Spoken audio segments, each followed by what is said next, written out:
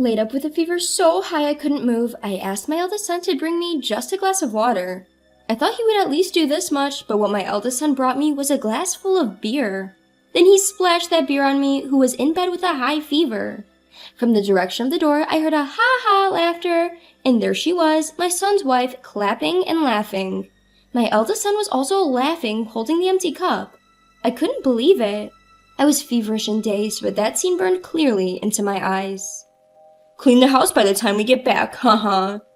I had tolerated Mark and his wife's selfishness up to now, but I couldn't stand it any longer. Yes, I will clean it, I said, enduring the pain in my throat so that my son and his wife could hear.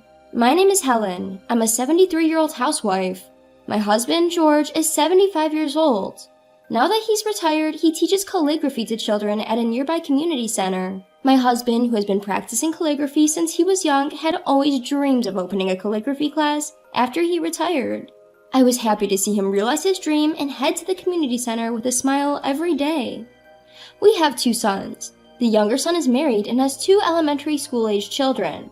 However, our 44-year-old eldest son was unmarried and living with us at home. He seems to be working part-time at a convenience store at night, but that's only about 4 days a week. He doesn't contribute any money to the household and he's just living a lazy life. Both my husband and I have warned him several times, but our eldest son didn't listen. He's not gambling or in debt, and gradually my husband and I stopped warning him. Then one day, out of the blue, our eldest son suddenly said, "I got married," and brought his wife home. Without even greeting us, she barged in as if it was the most natural thing in the world, and from that day on, I had to prepare meals for her as well. I didn't mind preparing meals for my son's wife, but she didn't help at all, nor did she clean up after meals. She didn't even say thank you, and she even demanded a cup of coffee after dinner. My husband, unable to watch any longer, harshly warned our eldest son and his wife, who then stopped making unreasonable demands in front of my husband. However, when my husband wasn't around, she started making demands like, "Mother-in-law, please take this dress to the cleaners for me." I thought she was being too selfish, and when I warned her, my son took her side. "It's just something you can do on your way to shopping. Don't be so stingy," he would say. However, our son doesn't contribute a penny to the household. Even though we're feeding him and his wife for free, I thought it was unreasonable for them to demand more, and I was considering whether or not to talk to my husband about it.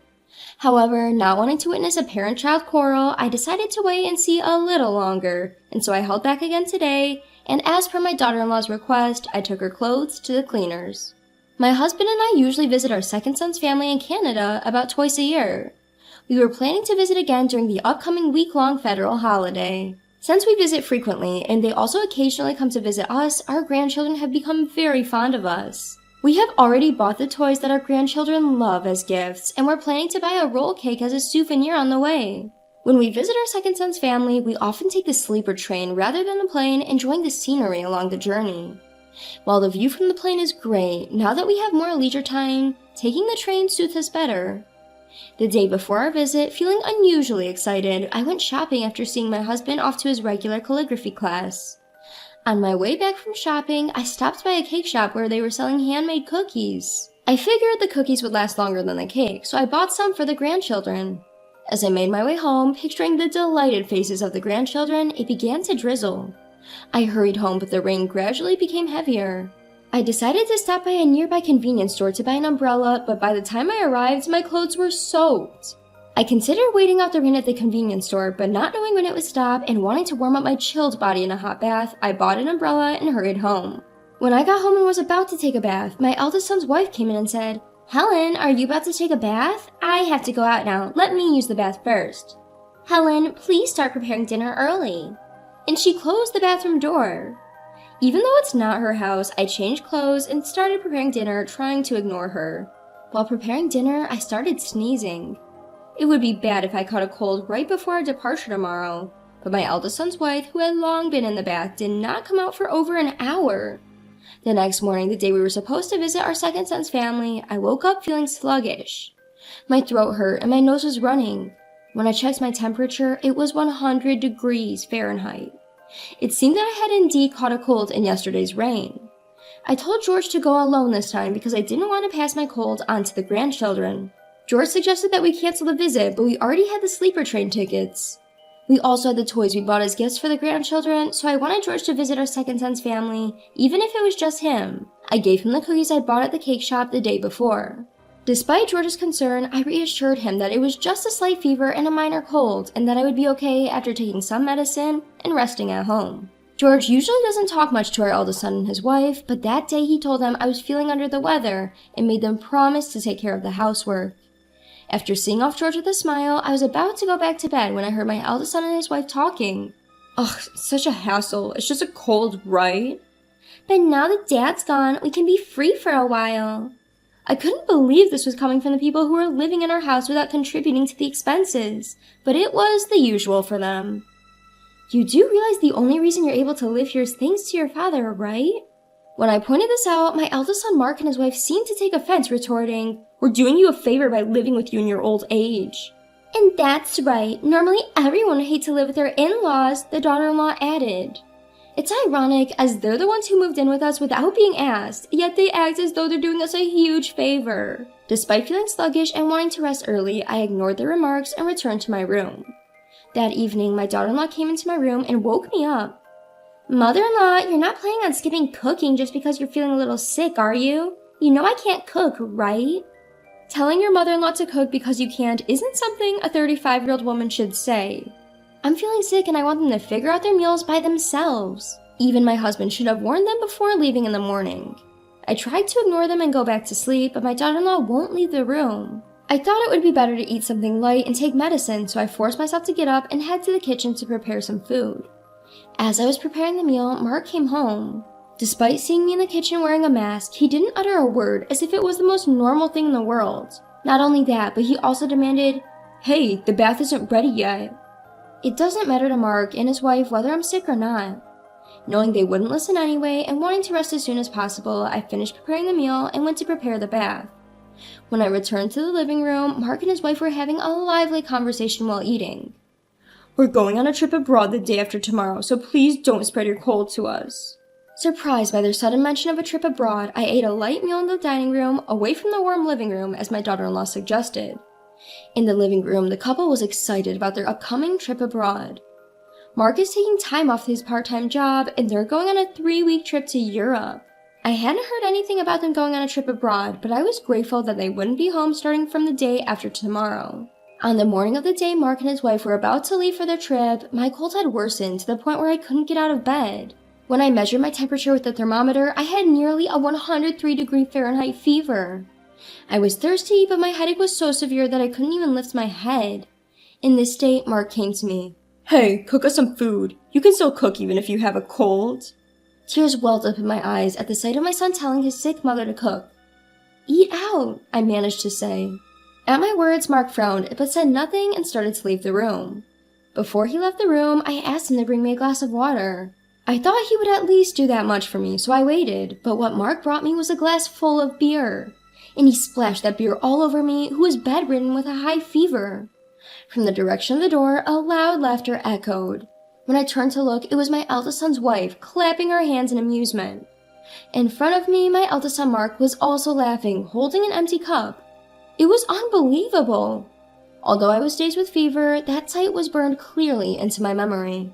"Make sure you clean the house before we get back, haha." I had tolerated Mark and his wife's selfishness up to now, but I couldn't stand it any longer. "Yes, I'll keep it clean." I mustered the strength to say loud enough for them to hear, despite the pain in my throat. After that, Mark and his wife cheerfully left the house. I didn't even have the energy to wipe the beer-soaked mess from my face, and I fell asleep as I was. When I woke up, I felt somewhat refreshed. With a groggy head, I remember being splashed with beer by Mark, but surprisingly, I didn't feel sticky at all. The covers of my beds were also changed. Just as I was questioning what happened, my husband George came in with a basin. Seeing me sitting up, he placed his hand on my forehead and asked, "Are you okay?" "Why is George here? Wasn't he supposed to be with our second son's family?" I tried to ask but couldn't voice it out. Noticing my confusion, George began to explain. He had taken the sleeper train to visit our second son's family, but he was worried about me and decided to return early. He didn't trust Mark and his wife to take care of anyone. Our second son's family also suggested he should hurry back, so he flew home. When he arrived, he found me lying exhausted in bed with a strange smell of beer lingering around. He quickly cleaned my face with a damp towel, tidied up the area, and cared for me while I slept for a full day. When George asked me what had happened, I tried to explain, but my voice failed me. The memory of being splashed with beer by Mark brought tears to my eyes. Seeing this, George brought me some water and said, "Sorry, I shouldn't have asked you now. Just rest for now." He then went to prepare me some porridge. It turned out he had prepared the porridge so it would be ready whenever I woke up. The kindness of George brought tears to my eyes again. Thanks to George's care, I regained my energy in about 2 days. When I told George what had happened while he was gone, his face turned stern. "I can't stand it anymore." Yes, me too. 3 weeks passed since Mark and his wife left for their overseas trip. While I was enjoying peaceful days with George, my phone rang. It was a call from Mark. "Here it comes," I said, pressing the answer button. "What the hell? Why is our house gone?" "Well, didn't you say to clean the house? Haha." After I recovered from the cold, I told George everything about Mark and his wife's actions. How they forced a sick me to take care of things. How they threw beer on me who was bedridden with a high fever and went on an overseas trip themselves. After hearing my story, George muttered, "I can't stand it anymore." Until now, I had always been the one to calm George down, but after this incident, I didn't feel like pacifying him anymore, because I myself couldn't forgive them. Actually, my husband George and I had been secretly planning to build a new house without telling our eldest son and his wife. The house isn't finished yet, but we moved into a monthly rental apartment and sold our house in order to stun them with the news. We had been told that someone wanted to buy our land to build a shop, so the sale happened quickly. Originally, we had planned to keep the old house for our eldest son and his wife, but after the way they treated us, there's no need to consider them anymore. The place has already been turned into an empty lot, so they must have been shocked to find the house gone. The new house will be completed in about 2 weeks. A carpenter we know has allowed us to store our belongings and furniture there in advance, as we've explained the situation to him. We dispose of all of our eldest son's and his wife's belongings. When we told him this, our eldest son shouted, "Are you kidding me? I'll report you to the police." His wife was also yelling in the background. At that moment, my husband George took over the phone and I switched it to speaker mode. He said to our eldest son in a low voice, "Go ahead, tell the police. I'll tell them too. You guys threw beer at your sick mother and then went on a vacation abroad. You even forced her to do housework while she was sick. Who do you guys think is a bigger sinner, you guys or us for disposing of your things?" My husband's face as he spoke to our eldest son was like a villain's. "This has nothing to do with that. In selling the house, where are we supposed to live? Where are you guys even staying?" Our son yelled back. George replied, "That house was originally ours. It's our right to sell it. Plus, you're no longer our son. Don't contact us anymore." And then he hung up. 2 weeks later, we got a call saying that our new house was completed, so George and I headed over.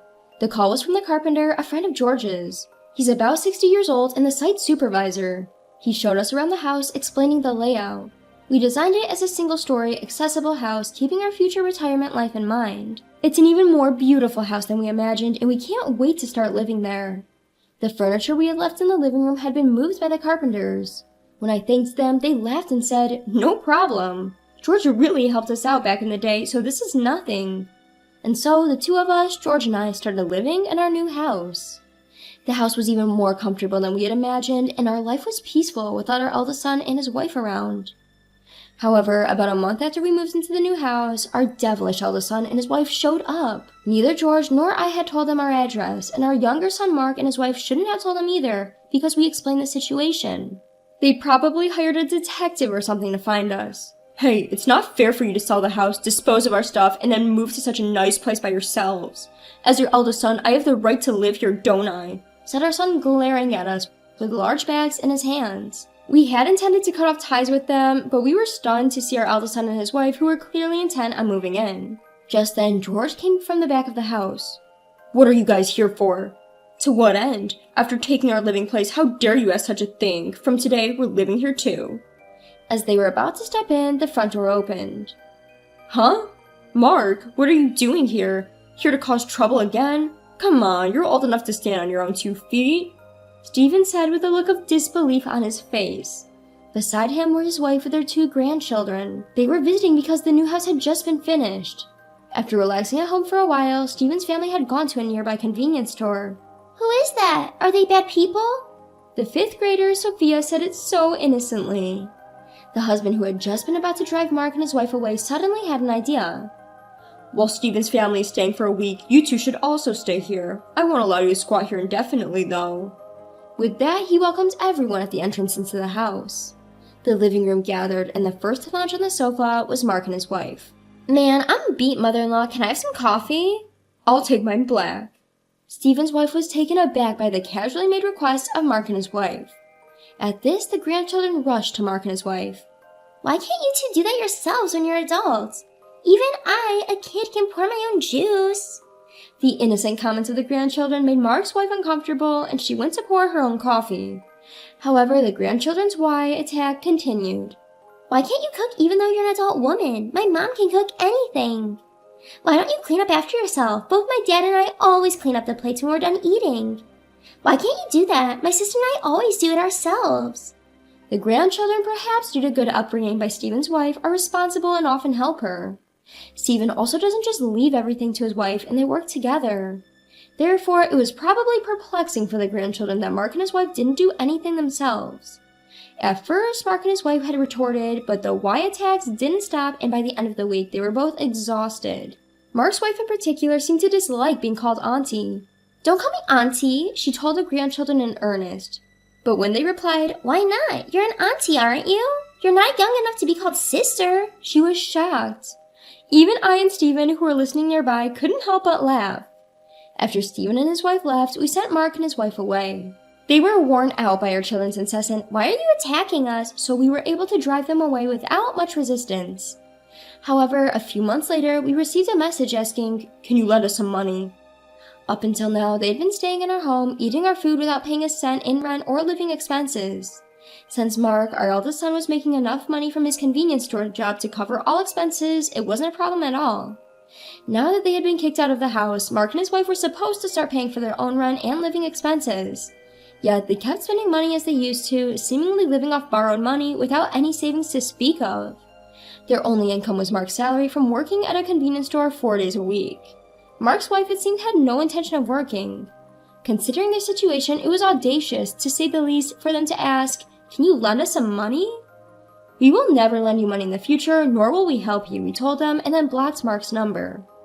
A few days later, while my husband and I were out, we received a call on my husband's phone from our home security company. There was an intruder in our house, and they sent us the video footage. It turned out that Mark and his wife were trying to sneak into our house through a window. It was pitiful that they were resorting to breaking into their parents' house to steal money because they were broke. At least they hadn't caused trouble for others, but that's not saying much. Mark and his wife were quickly apprehended by the security and were taken away by the police, who were called to the scene. They were released because they were family, but not before being harshly scolded. Since then, Mark and his wife stopped forcing their way into our house or trying to break in. We have both blocked their calls, so we never receive phone calls from them. According to Stephen, our second son, he also received a request for money from Mark. Apparently, Mark had borrowed money from loan sharks and was now on the run because he couldn't pay it back. You reap what you sow, pay back the money you borrowed yourself, Stephen said, and blocked Mark's number as well. We don't know what happened to Mark and his wife after that, but we chose to forget about the people who would laugh as they poured beer over a sick person.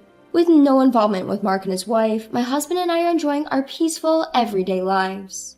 My husband used to teach calligraphy classes at the nearby community center, but now he teaches at home in a room we designed for that purpose. When Stephen and his family come to visit, the grandchildren and other children take calligraphy classes together, and they seem to be having a good time making friends. I am grateful for these peaceful days and am making the most of each day.